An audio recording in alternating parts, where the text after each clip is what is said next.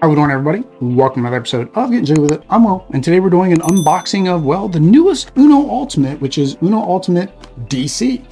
So, of course, if you've seen our playthroughs and other unboxings, the original Uno Ultimate was Marvel. Now they've come out with a DC version, so we're going to go inside, see what the differences are, and take a look at the different cards. There we go. You can see Uno Ultimate DC. So our superheroes is Superman, Wonder Woman, Aquaman, and Green Lantern. So most of the key heroes, I guess. Batman, I imagine, is going to be an add-on pack, along with like Cyborg and so forth. Kind of actually surprised they didn't put Cyborg in this one. But let's go ahead and check out the back. Pretty much everything the same. You got your different character cards. Your character wild cards. There is a new locations in this version, and then of course those wonderful collectible foil cards that are causing scalpers to buy up all the packs and availability. Now this one of course is available through Amazon. We'll have a link down below so you can actually pick this one up for regular retail prices. We'll go ahead and get in here. First edition, as it says, because Marvel's on its second edition. All right, so here is the rules. So like I said, the rules are pretty much the same as the previous one. I kind of skimmed through it. It looks like all of the actions and everything you do is the same. They didn't change any of those rules, meaning that you should be able to combine the Marvel version with the DC version if you happen to have those add-on packs. The main difference, like I said, is these new location cards. So here it says location cards change the game by creating a specific location for the action of the game. Each location is an iconic locale from the DC universe, and each location alters the game in different ways. Some are helpful, some carry penalties, etc. The text on the card will let you know what to do. When a location card is drawn, it is placed in the center of the playing area and affects all players. A location card stays in play until a new location card is played, or the action of a different type destroys the card. So I'm hoping maybe, I guess there'll be maybe a third edition of the Marvel version, that they'll probably add the location there as well, just because it would be weird. I mean, I guess if you're doing a crossover, you're fine, but if you wanted to play location cards in with Marvel, you're going to have Metropolis and Gotham City, and that's not going to make much sense. Otherwise, of course, the languages for the other cards. Looks like item cards, of course, do maintain their status. And then here, event destruction wave destroy location. Okay, so some of the events are going to talk about Marvel locations. So here are your foil cards. Unfortunately, I did not get any spoilers for future add-on packs. So for anybody that remembers the very first wave of Marvel, Spider-Man and Scarlet Witch and Doctor Strange were actually in those packs. So I imagine the same thing might be happening with DC. If you got this, let me know what foil cards you got in your set. All right, so we'll go ahead and do, I guess, Superman first, because that's probably who everybody expects. There we go. So Superman, his regular ability is Impervious. When you lose your turn, choose a player to burn 2 cards. And then this is just your regular art for your 1, your 2, 3. So all the art is unique per number, not per, of course, color. So when we get down here to the 1 again, it will be that exact same art. See? All right, let's go ahead and get to our wilds. There we go. All right, so the first wild for Superman is Sonic Boom. If there's a location in play, destroy it. All other players add 1 card and burn 2 cards. He has 4 of that one. Next is Heat Vision. So Heat Vision, defeat all enemies in play. All other players add cards equal to the number of enemies defeated. All right, so 3 of that. Frost Breath. Choose a color, then choose a player to burn cards until the chosen color is burned. 2 of those. And usually the later wilds are a little bit more powerful than the first ones. That's why you get less of them. Super Speed, Reverse. The player or players to your left and right add 1 card. If there's only 1 player, they add 2 cards. Oh, so in a 2-player game, or later in a higher player count game, you're adding 2 cards. So that would be what would happen with me and Audrey, because we play a 2-player game. Right? And then this is key. All of your, so on the back of these, it actually says, I want to show you that, it does say DC, but again, on your events, it does not say DC or Marvel, and there's also no markings. So these should shuffle in with your regular Uno Ultimate Marvel event cards. All right? So of course, Lex Luthor has to be in here. Lex Luthor, when flipped, all players burn 2 cards. While attacking, when the player uses their character power, they burn 2 cards, defeat with a yellow. Bizarro is number 1. Bizarro, when flipped, choose a player to add 1 card. While attacking, all character powers read as blank, and to defeat, you must play a... I'm not sure what that symbol is. A forward symbol? I'm not sure what that symbol is. Hang on. Does it have a picture of that symbol? Because that would make it very hard to play if you don't. Okay, an action card. Okay, so I don't know if I've ever seen that on an event card. So you have to play an action card in order to remove that ability. Okay. Zod. So Zod, when flipped, all players burn 2 cards. While attacking, when a player uses their character power, they add 1 card, and you play a wild to defeat. Event Rescue. Recover 2 cards, choose another player to recover 1 card. Event Deflection. The next action card targets a player, cannot target you. Event Leap.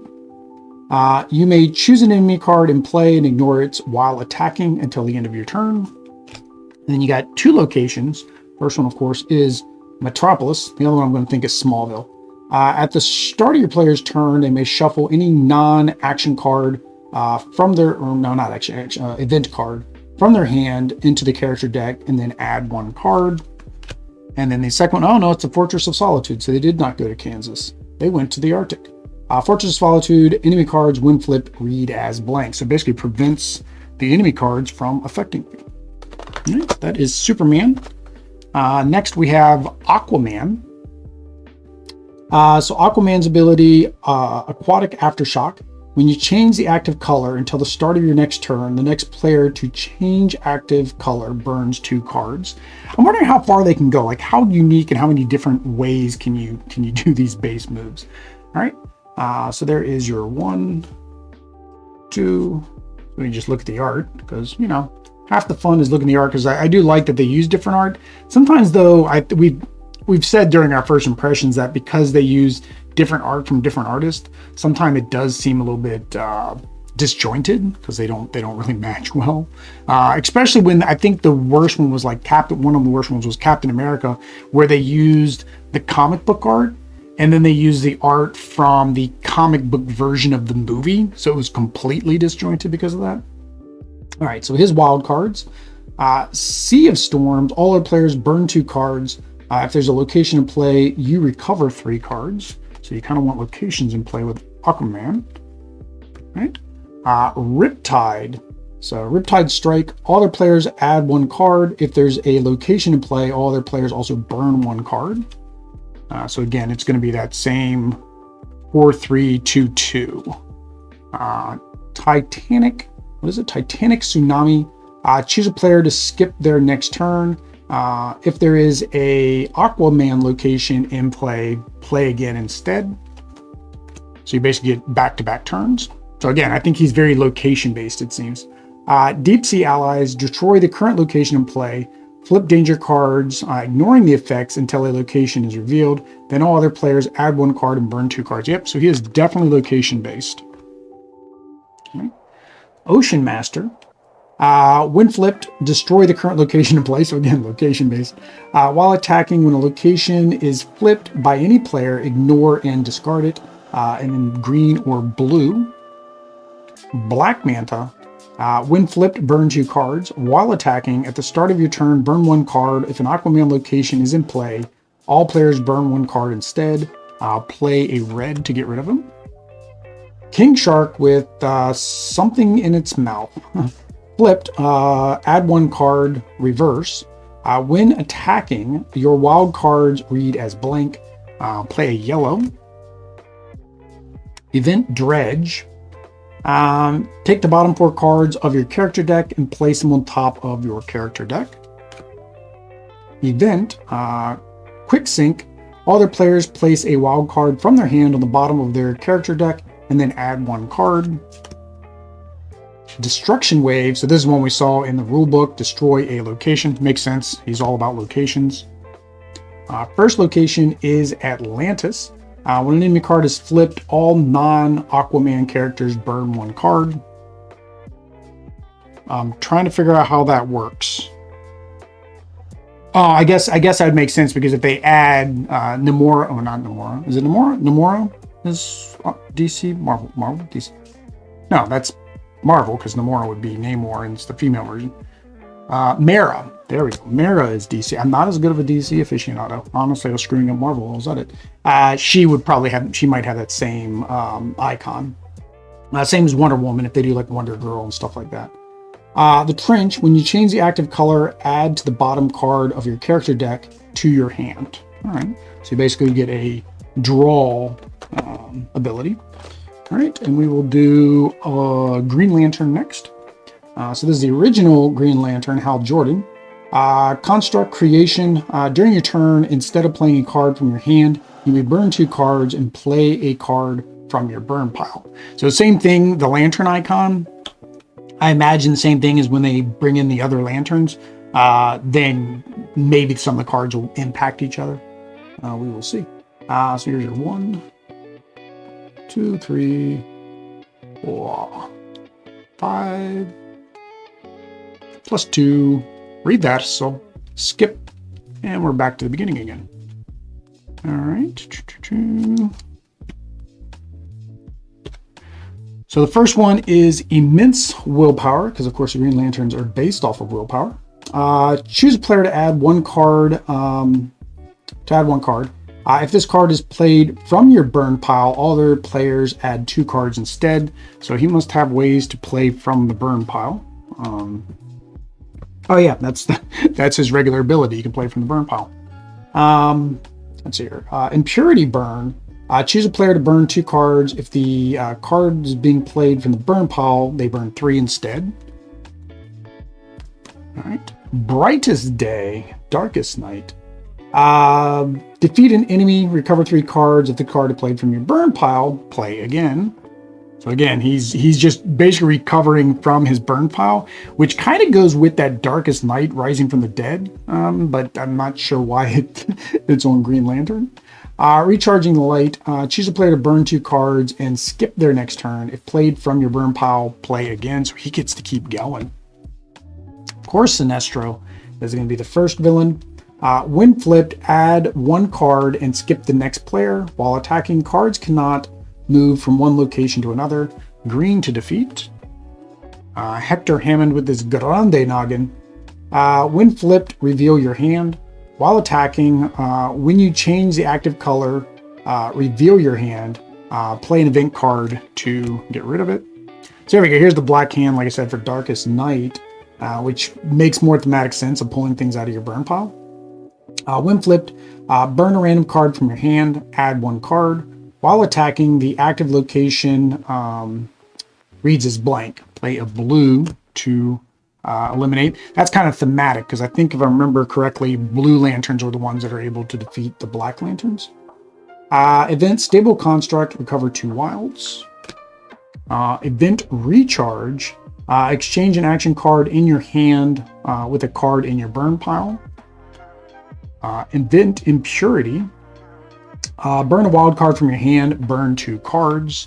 So for all of these events are good for Green Lantern because you're going to be burning your wilds and stuff, and then you'll be able to play them to get the added benefit. Everybody else, not so bueno. All right, the first one is, of course, Oa. When a player burns cards from the character power or wild cards, they recover 2 cards.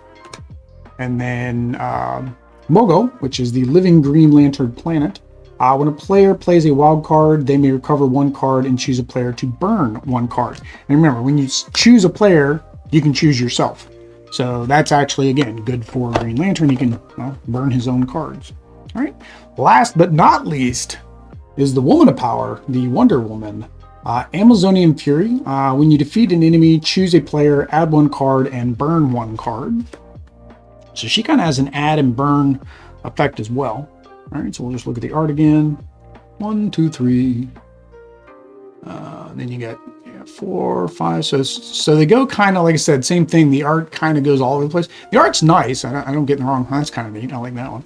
But it, like I said, it is a little bit disjointed. Now, I don't remember the movie style that much, like how they looked in the movie.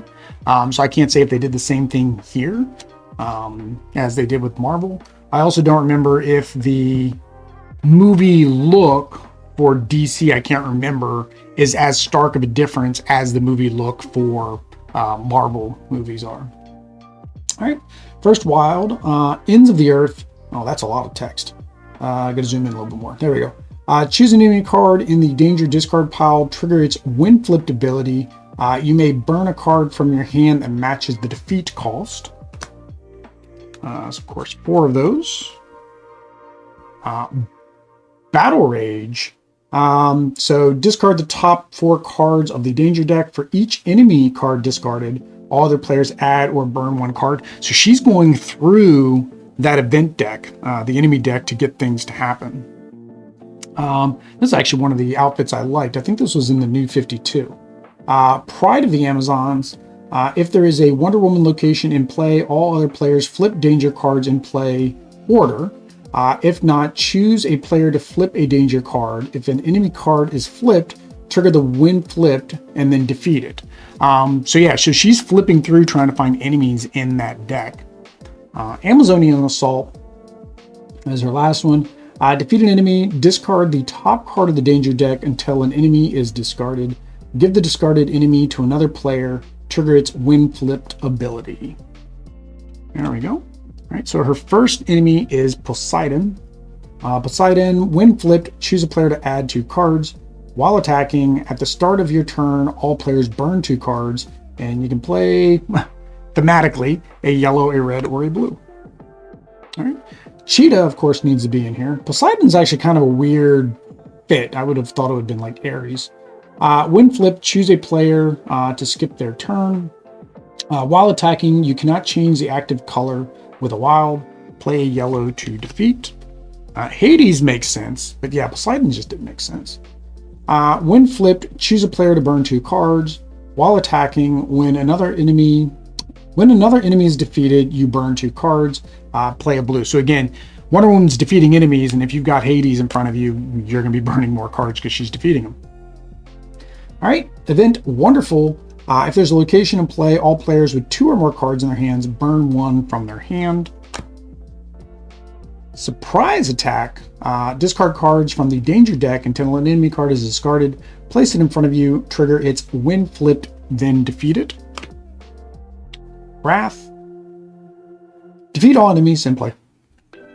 Simple as that. All right, so locations. First one is Olympus. When a player defeats an enemy, they choose a player to burn 1 card. And then Themyscira. Themyscira, when a danger card is flipped that matches a character currently in play, they burn 1 card. There we go. That is Wonder Woman's deck. All right, there we go, guys. That is Uno Ultimate DC. If you want to make sure that you watch our gameplay of this, which hopefully will be coming up next month, make sure you hit that subscribe and bell notification to know when we go live. If you want to watch more unboxings or the like, that's the same thing that you would do for that as well. But either way, guys, until next time, peace.